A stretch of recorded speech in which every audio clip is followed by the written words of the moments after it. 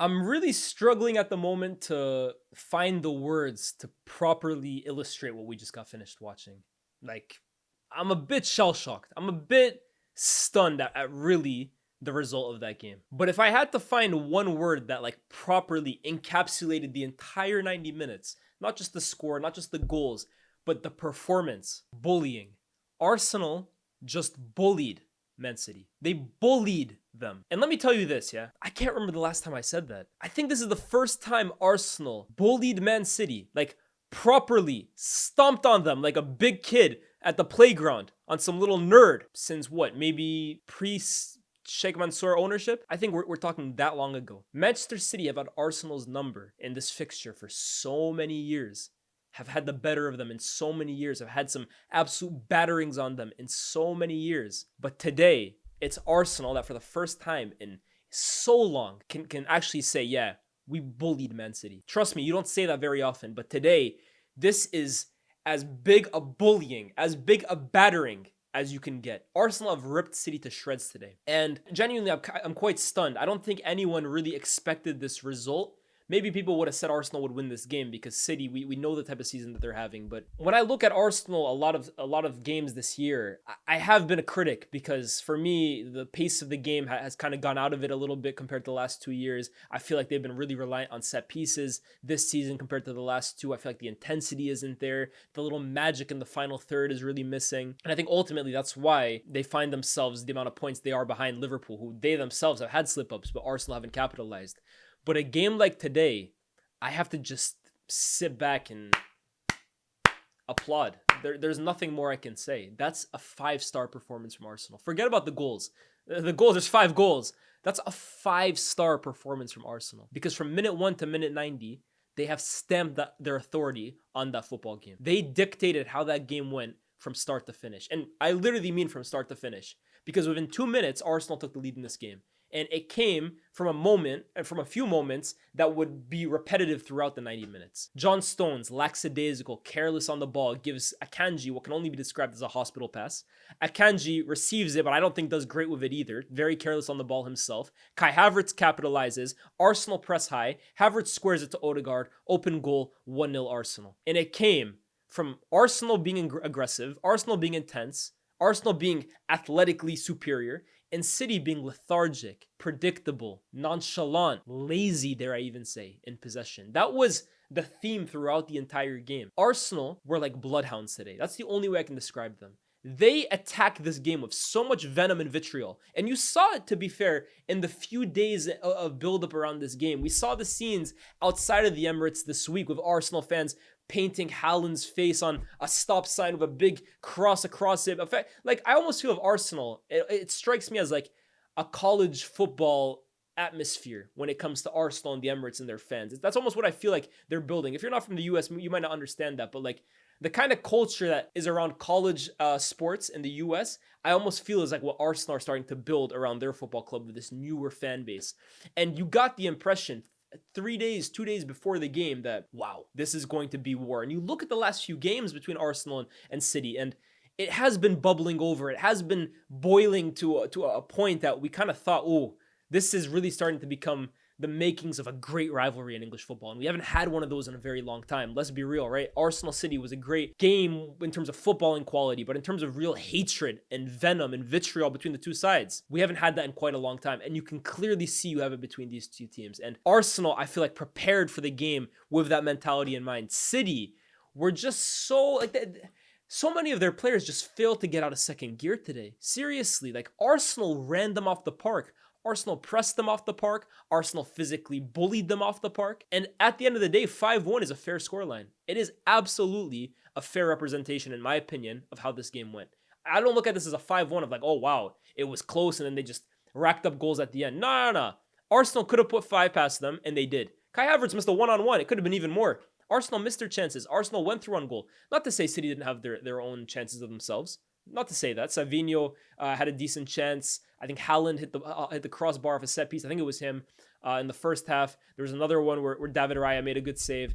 But for the most part, Arsenal stamped their authority over this game for the entire 90 minutes. That's the way I look at it. And that's what I love about this performance so much. They were the protagonists of the game. They decided how this game went. Too many times I feel like Arsenal have been a little reactionary, a little reactive in their performances this year, but not this game. This game, the game went exactly how Arsenal wanted it to go from minute 1 to minute 90. And that's how it should be every single game for them. If you want to be title challengers, if you want to be title winners, you have to dominate every single game you play in. Yes, okay, there's a few games where maybe you get the rub of the green a little bit, like Liverpool against Bournemouth, for example. Although I think Liverpool were good.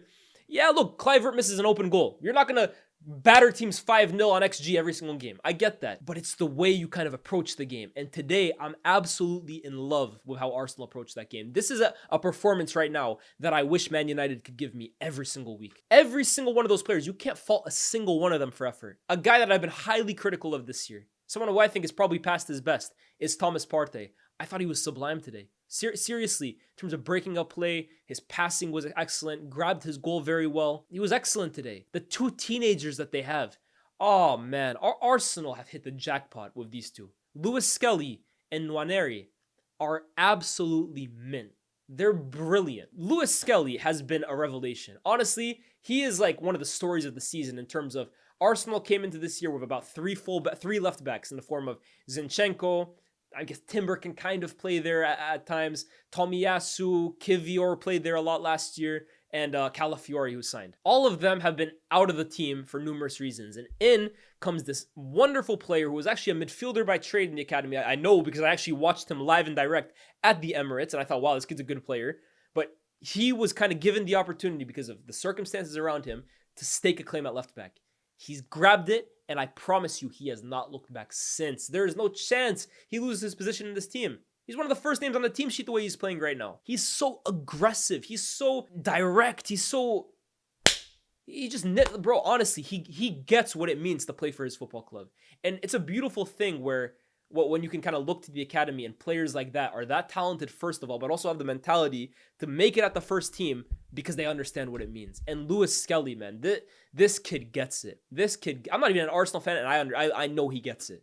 And then Nwaneri, who just every single touch just oozes class, man. This guy has quality pouring out of his ears, man. He is so technically gifted, but also so composed. He just plays with a bit of swagger about him. And the best players do. He's going to the top. Ethan Nwaneri and Lewis-Skelly are stars in the making. I'm sorry, you don't have to be a football expert to know this. You do not have to have watched the game for 50 years. You don't have to be a coach. You don't have to be a pundit. You don't have to be a tactical. You don't even have to be a YouTuber. If you understand the game, you look at these two players and you know they're making it to the top. These are quality players. That's talent right there that you can't manufacture. Incredible. The way both of them took their goals today. Maybe Ortega should do a little better with the Lewis-Skelly goal. But the Nwaneri goal, that's becoming a bit of his specialty, by the way, huh? That's becoming a bit of his trademark, where he cuts in off from the right. It doesn't matter how much space you give him. He just guides it with his left foot. He doesn't smash it with all the power he can. He doesn't just put his head down and just put his foot through it and hope something comes of it. He guides it. He's a baller, man. You talk about ballers, footballers. This is a footballer right here, Ethan Nwaneri. And you know what I mean when I say that. Oh, they're all football. No, he's a footballer, man. Ethan Nwaneri is tremendous, bro. But him and Lewis-Skelly have really breathed new life into Arsenal's season. And I think it's always fitting when you're in a difficult patch as a team. And look, Arsenal are second. They're not the worst team in the world. Obviously, they're having a decent season. But whenever you're going through a little bit of a rough patch, and it always seems that the solutions come from the academy. Whether it was Rashford at Man United a few years ago, Lewis Hall, I remember in Chelsea's really bad season, he kind of emerged and gave them some big minutes. And look at what Lewis-Skelly and Nwaneri are doing for Arsenal, man. In moments where Saka has been out, Calafiori has been out, Arsenal have needed a bit of a spark. Those two have come in. And look at their age as well, too, man. 17, 18 years old. These are kids. They're pups. And they're coming into some of the biggest games in football. Champions League, games against City, games against Liverpool, games against Spurs, and making a difference. That's what it's all about, man. I'm so happy for them individually, man, because I love seeing talents kind of shine through. That's my favorite thing in football. Seeing talented players really show it, show what they're capable of. I absolutely love seeing it no matter who they're playing for, and I couldn't be happier for the two of them. But honestly, Arsenal, I think every one of their players today deserves so much credit. Gabriel, I love this little thing that he's got going on with Haaland, man. I absolutely love it. This is for me what makes the Premier League such an amazing league at times. And it's something that has been dying out of the game over the last few years. But again, the rivalry, the hatred, the little digs that the two of them throw at each other, there's a point today where Gabriel at 4-1 down is on the ground. Haaland's walking by him and Gabriel is just like pulling at his shorts. Haaland goes to offer his hand. Gabriel says, "Nah, look at my boot that you just left on the ground." It's little digs like that. I absolutely love that. It adds to the story. It adds to the narrative. We want to see that as fans. Yeah, it's a game where 11 plays 11. We get that. If that was the case, though, why don't we just all watch Sunday League? We want to see the best do it, and we want to see that it means more. And for these two teams, it clearly means more. And I love the fact that Arsenal have taken this game as seriously as they did. Seriously, man. This is becoming one of the must-watch events in the Premier League calendar every single year. Arsenal versus Manchester City. Kai Havertz missed a gilt-edged chance in the first half. Gilt-edged, like one that if they hadn't won this game, honestly, we would have had major conversations about. Seriously. That's the kind of chance that if Arsenal don't win today, that's the big headline. Havertz misses a 1v1 from about 8 yards out. But give him credit. He did extremely well for the goal that he did score. Martinelli, who was a threat all game. I have to give Martinelli credit today. I think he was very threatening today. Does very, very well to drive inside the box. Havertz makes a very intelligent overlapping run, takes the defender, or gives the defender two things to worry about. Do I follow Havertz? Do I stay on Martinelli? He ends up staying on Martinelli. Martinelli slots through Havertz. Havertz cuts through. Again, just guides it into the far post. City stand no chance. Arsenal could have scored 6 or 7 today. And it's purely down, in my opinion. You can talk about the tactical reasons. And they tactically, Arsenal were very good today. Pressing on a 4-4-2. Pressing very high up. Allowing City to have the ball in their own back four. But the minute it got into midfield, rushing them because they know that City don't have the legs in midfield. They tactically got it spot on. But more so than that, the energy that Arsenal played with for the entire game is the difference between them and City today. It's the difference. And it's the difference whenever City win or lose a game. As much credit as you give Arsenal, this game represents City in a nutshell. And it represents every time, it's the reason why every time they lose a game, or they win a game, I'm hesitant to go too overboard. I am. Like, I give them credit. Against Chelsea, very, very good performance. Club Brugge, they got the job done. But I'm also always like worried, how much credit can you give them? Because that problem in midfield has still not been resolved. Omar Marmoush didn't really do much today. I'll be real. Didn't really do much today. Kuzanov, Victor Reis, let's see what they end up doing. They have not made a signing to rectify the problem in midfield. And make no mistake about it, Manchester City's biggest issue is in midfield. It's not at center back, even though they have their problems there. It's not an attack, even though they may have problems there. In midfield, that is the root problem of all of Man City's issues. Even defensively, it stems back to the fact that there's no legs in that middle of the park. Offensively, the chance creation going down is because they have no intensity in the middle of the park to even get them in the final third. Do not ignore how big of a problem that hole in the midfield is. And they have still not rectified it. It looks like they're going to go after this Nico Gonzalez from Porto, but let's see, is he the solution? And today, Arsenal absolutely exploited that problem. They absolutely, like, Partey and Declan Rice ran over Kovacic and Bernardo Silva. They ran over them, steamrolled them, steam trained them. And at the end of the day, legs in this league make a big, big difference. And that's the biggest difference between Arsenal and City today. A few years ago, or even last year, this game was so fiercely contested because you had two teams of super athletes, and then the quality technically was extremely good as well too. And then you have the managers. But you take away the legs that City once had, and yeah, they might still have some gifted players in there. Bernardo's capable of nice pirouettes and passes. Kovacic similar. But it's a man's game at the end of the day too, guys. Athletes compete in this game. The Premier League is the most athletic league in the top 5 leagues of Europe. Fact. You can't compete with Bernardo Silva at his current age and with Kovacic. And I feel like a broken record talking about them, but I'm sorry, you can't expect me to come with new analysis when the problem hasn't been rectified. It's the same problem as 3 weeks ago, 4 weeks ago, 5 weeks ago, 6 weeks ago, 7 weeks ago. It is. That midfield gets ripped apart by anyone they play. They got ripped apart when I went and watched them in the flesh against João Neves and Vitinha. They've been ripped apart today as well too. They have to rectify that in the window, bringing someone from the academy, because Pep is getting tactically cooked by playing these two. 5-1. Like, every single game that City go through and lose is like a worse indictment on Pep Guardiola. World-class manager, one of the greats of the game. Maybe for some people, the great of the game. But he's looking naive in games like today. He is. Losing 5-1 to Arsenal, this isn't just losing. Losing is one thing. 5-1. 5-1 implies that you were basically not in the game whatsoever. And for the most part, they weren't. Erling Haaland took his goal exceptionally well. And at one point, it was actually 1-1 when he scores that goal. Bro, I was getting ready to write a soliloquy on Twitter about Erling Haaland because about damn time. That goal that he scores is something I want to see consistently from Haaland. He's too big, too strong, too fast, too powerful, too all-world to be getting handled the way he does by certain defenders. The way he bullied Saliba in the air today for that goal is what I want to see from Haaland a lot more. There shouldn't be a single center back that can contain Erling Haaland. because of his physical stature. Brilliant for that. But outside of him, Foden today. Wow, I give Foden credit when he deserves it. Like, I think this year Foden's had a bad year, but the last few weeks he's turned it around. And I got criticism for saying that. But also, I'm not afraid to criticize Foden. I haven't been all season. Today, he's at fault for one of the goals because of lackadaisical passing.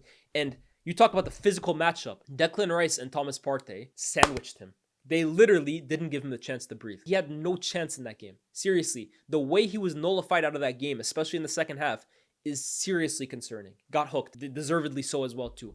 Poor, absolutely poor. Akanji, right? It's almost for me like reverting back to type. I'm not too shocked by Akanji. In fact, I was actually more shocked that the last 2 years he's looked as good as he has. Like, I've been impressed by Akanji the last 2 years, mostly because I never saw it coming. Because at Dortmund, the guy was making a mistake a minute. I think you're starting to see him revert back to type. John Stones, they got to move on from that brother in the summer. Have to. But just in general, man, today is a seismic day in the Premier League, honestly. Not because it means much for the title race. Arsenal and Liverpool, they're no different in terms of distance and position than they were a week ago. But in terms of what this does mentally for Arsenal, having this mental hump over Manchester City now, I think it's a big result. I do think it's a big result. I know the last 3 games, in fact, before this, Arsenal hadn't lost the City, which might make you think, well, what mental gap? But I do think those games were very tightly contested, and I did think still City had a bit of an advantage mentally on them. It almost felt like Arsenal were too obsessed with Manchester City. That's the way I kind of seen it anyways.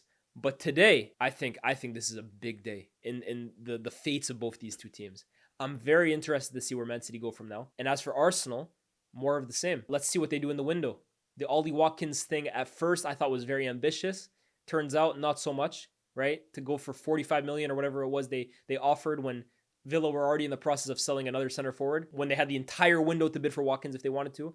I was very impressed at first. The more I thought about it, not so impressive. Let's see if they can get Matthias Tell over the line. At the same time, too, is he exactly what this team needs? They have a lot of young quality talents. Do they maybe need a bit more surefire goals? Is Tell that? Let's see what they can do in the next few games. But if not, big result. Does much change? We're yet to see. But Manchester City, how the mighty have fallen, man. How the mighty have fallen. I can't think of many teams that have reached a certain peak and fell this bad, this drastically, this quickly. I can remember Chelsea under Jose Mourinho. First one season, 6 months later, they're in 16th. Man United from Sir Alex to David Moyes. That was bad as well too, but that can maybe be explained by a manager change. Outside of that, Liverpool had a lot of injuries in 2021. Outside of that, guys, I can't think of many, if any, teams that have dropped the standard, the quality, the athleticism level that City have done in 6 months. It's absolutely staggering. It's absolutely staggering. And where does it end? That's the ultimate question. You put this team against Real Madrid, who, bear in mind, are not the perfect side. Madrid have their own issues. But mark my words, Real Madrid will rip Manchester City to pieces when they play. Because in transition, Mbappe, Vinicius, Rodrigo, Jude, Fede, Camavinga, those legs against this group of players, I promise you, it will be over by the second leg if City do not do something in the window to fix that midfield. It's dark times for that club. It looked like things were looking a little rosier the last few weeks, but this game is a harsh slap in the face that, hey, shit ain't easy just because you beat Ipswich. I'm just saying.